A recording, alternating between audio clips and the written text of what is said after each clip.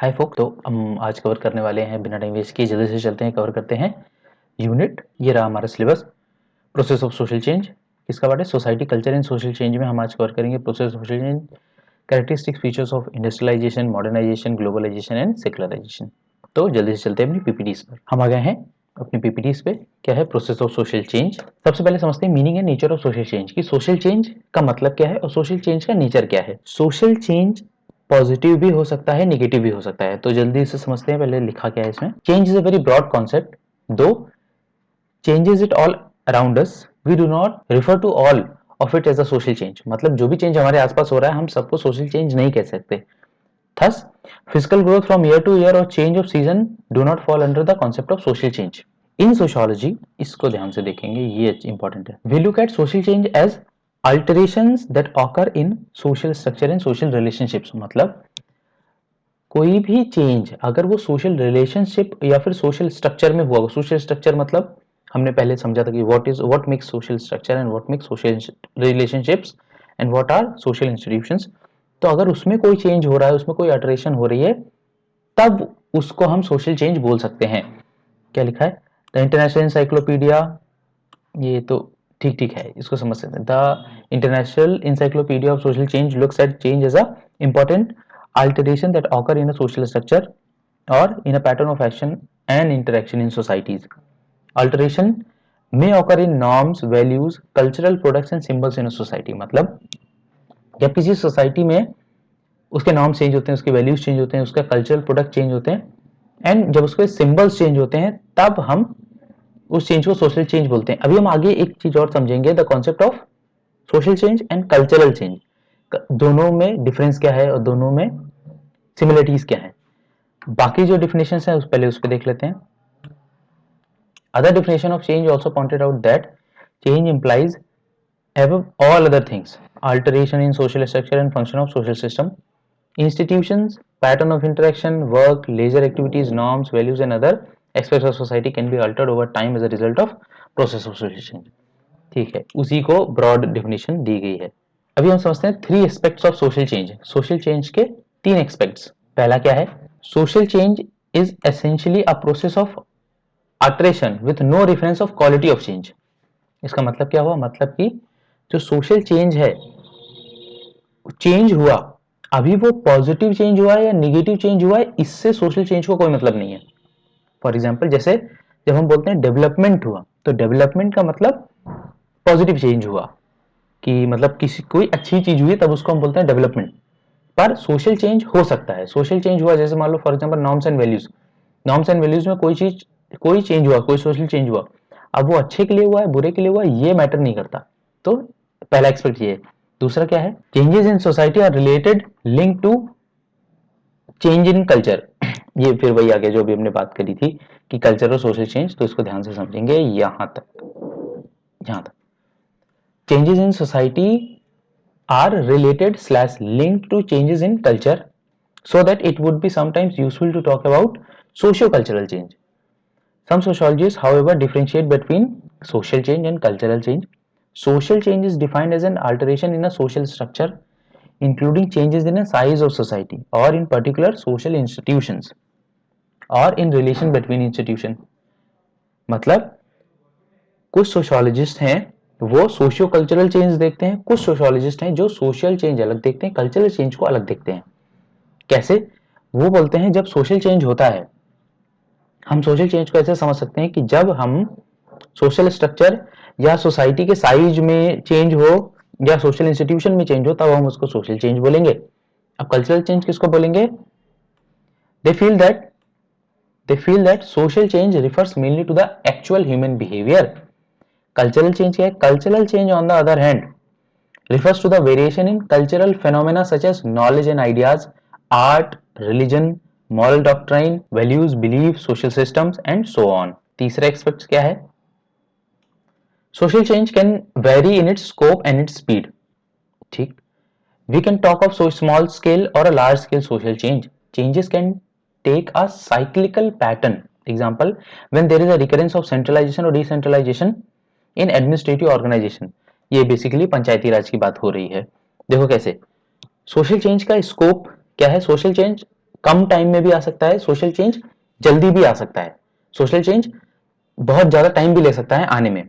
जैसे जब हमने पंचायती राज का, जब हम पंचायती लॉज जब को लीगल गारंटी मिली थी, तो वो एक चेंज आया, डिसेंट्रलाइजेशन ऑफ पावर, मतलब power coming from state legislature to the Panchayati Raj.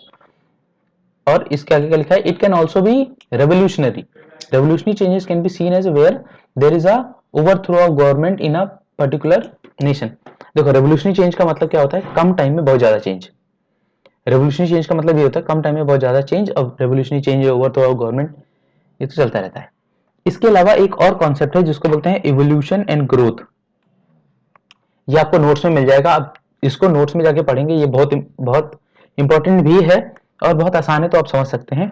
Notes जरूर से रेफर करने हैं, बिना नोट्स के काम नहीं चलने वाला। नोट्स में इसी चीज को बहुत ज्यादा गहराई से डीपली दिया हुआ है, बिना नोट्स के काम नहीं होगा। थिंकर के कीवर्ड्स, डेफिनेशन याद रखेंगे। अब what are the theories related to social change. पहली है इवोल्यूशनरी थ्योरी, ये आप पहले भी पढ़ चुके हैं, एक बार फिर से पढ़ते हैं। तो इवोल्यूशनरी थ्योरी किसके, propounded by Spencer, Comte and Durkheim. Spencer ने क्या बोला है, Spencer propounded an analogy between social and organic growth and between society and as an society and an organisation. मतलब जो इवोल्यूशनरी थ्योरी के प्रोपाउंडर है वो हैं हर्बर्ट स्पेंसर। हर्बर्ट स्पेंसर का नाम हमेशा याद रखना, जब भी कोई बोले who of the following is a who follows the evolutionary aspects of sociology, तो उसमें स्पेंसर का नाम जरूर आएगा। ये मल्टीपल चॉइस में भी आ सकता है। तो स्पेंसर, अगस्ट कोम्ट, एनिमल डुर्कीम, ये तीनों प्रोपाउंडर थे इवोल्यूशनरी पर्सपेक्टिव के, इवोल्यूशनरी पर्सपेक्टिव के। तो स्पेंसर का क्या मानना था, स्पेंसर का मानना था कि जैसे जैसे एक ह्यूमन बॉडी धीरे धीरे इवॉल्व करती है, वैसे ही सोसाइटी इवॉल्व करती है। ये हो गई इवोल्यूशनरी पर्सपेक्टिव।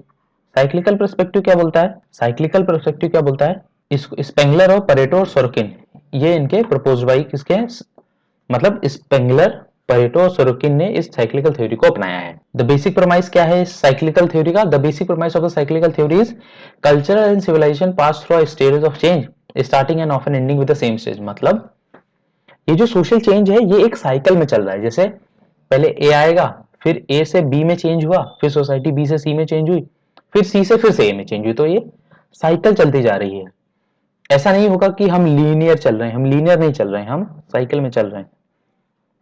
ये साइक्लिकल थ्योरी का मानना है। स्ट्रक्चरल फंक्शनलिस्ट पर्सपेक्टिव क्या बोलता है, ये भी developed by Durkheim, Weber, Parson and Merton.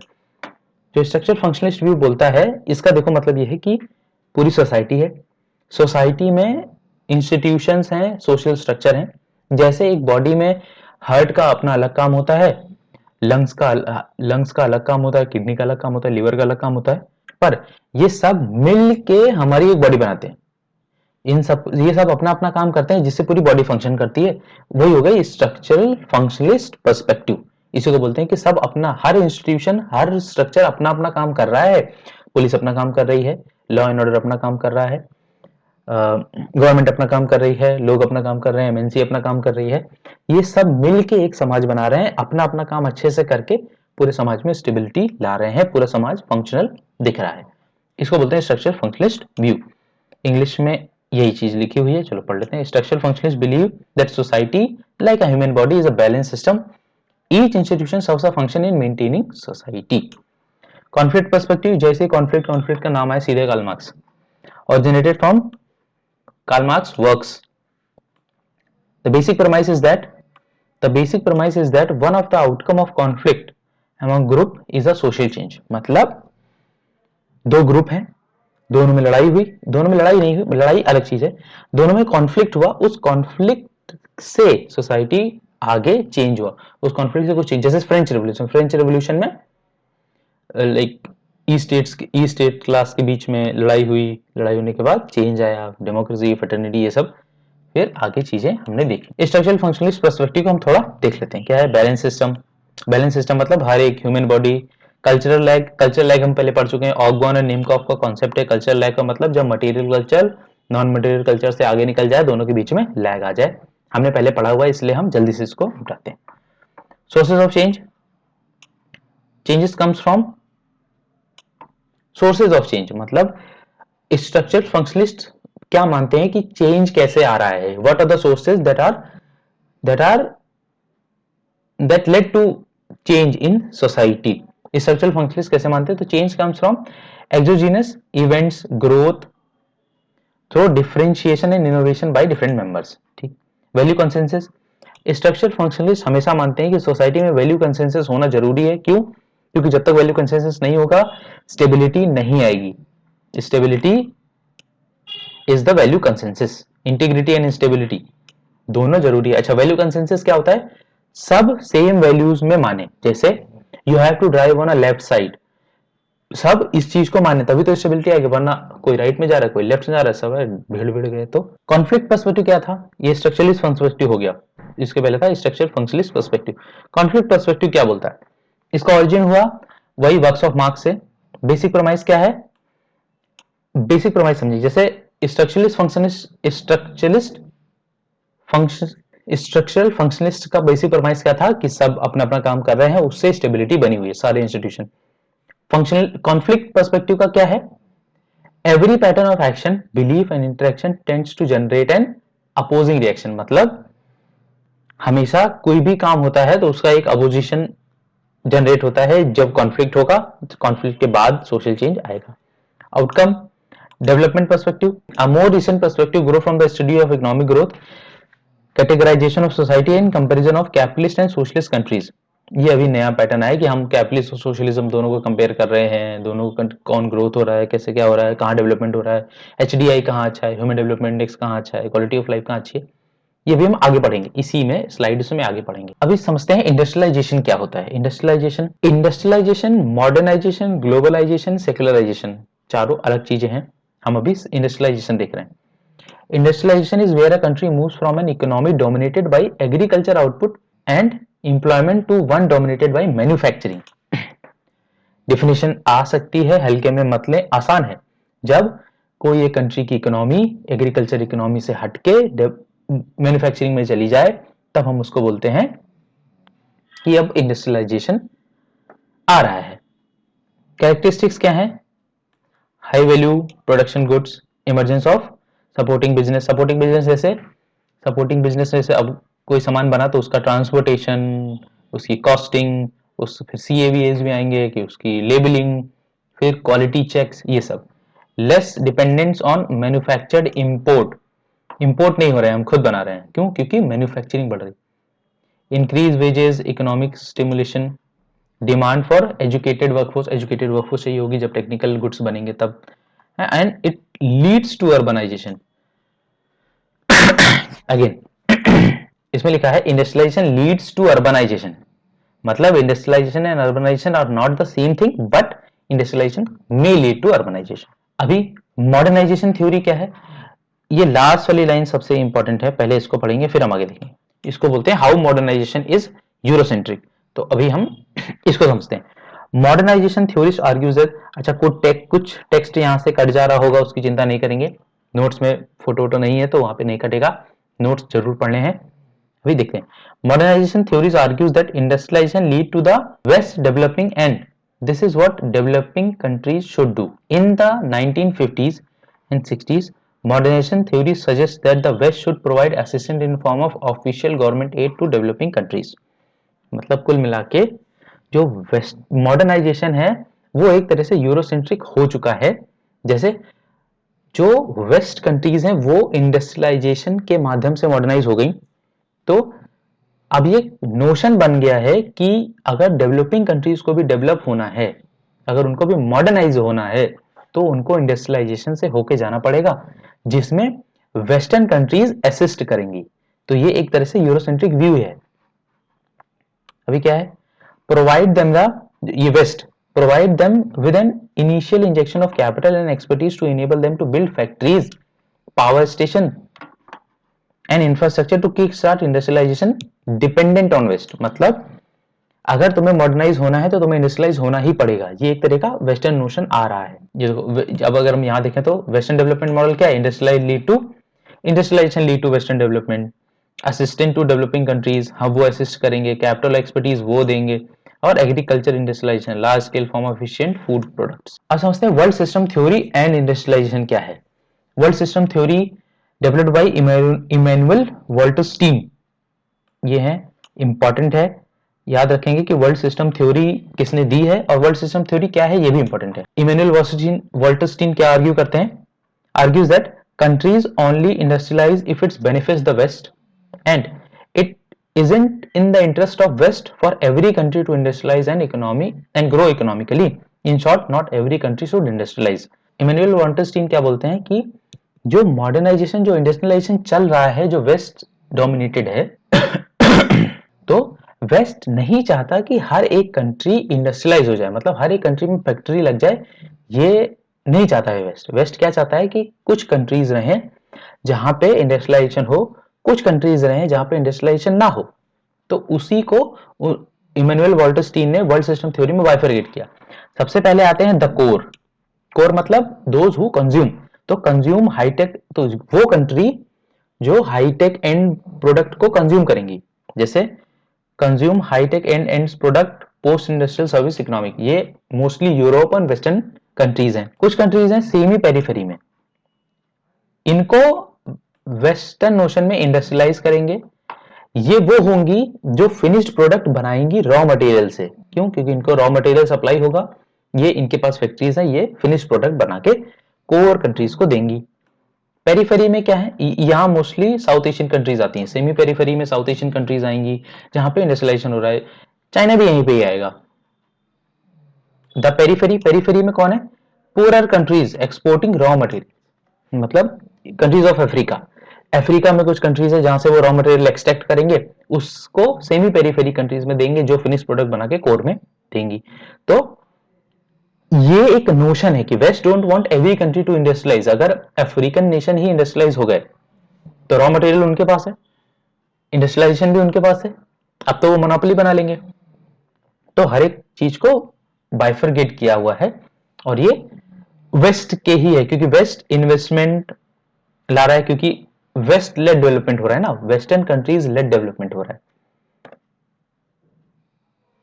अब ये हो गया development, how west sees this. तो अभी तक जो हमने बात करी वो था कि how development, how western notion of development is building. अब हम बात करेंगे कि एक्चुअल में डेवलपमेंट है क्या। तो पीपल सेंटर्ड डेवलपमेंट थ्योरी ये क्या बोलती है, ये इंपॉर्टेंट है। पीपल सेंटर्ड डेवलपमेंट थ्योरी क्या बोलती है, it is an alternative to industrialisation, मतलब in order to be you to develop you don't need industrialisation as such, मतलब there is a alternative way of industrialisation. जैसे countries don't need to industrialise to be socially developed, और इसमें countries के example आते हैं। For example Bhutan, Bhutan का human development index बहुत ऊपर है विदाउट बीइंग इंडस्ट्रियलाइज्ड।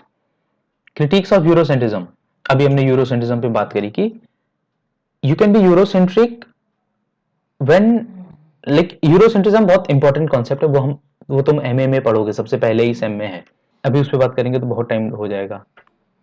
यूरोसेंट्रिज्म आप यूरोसेंट्रिक ऑथर भी हैं, यूरोसेंट्रिक थिंकर्स भी हैं, मतलब you can be Eurocentric without being in Europe. So everything that concerns Europe, और आप कहीं पे भी हो, अगर आप अपनी विचार उस यूरोप को माइंडसेट में रख के कर रहे हो तो वो यूरोसेंट्रिज्म है। बहुत है, बहुत है, अभी आगे है। So, people-centered development theory argues that the whole idea of industrialization being essential to development is very Eurocentric, and how most Europe developed, and thus modernization theory assumes that every other underdeveloped country now needs to be do the same. मतलब how West follows the path of development, it should not necessary that every underdeveloping country should follow the same path.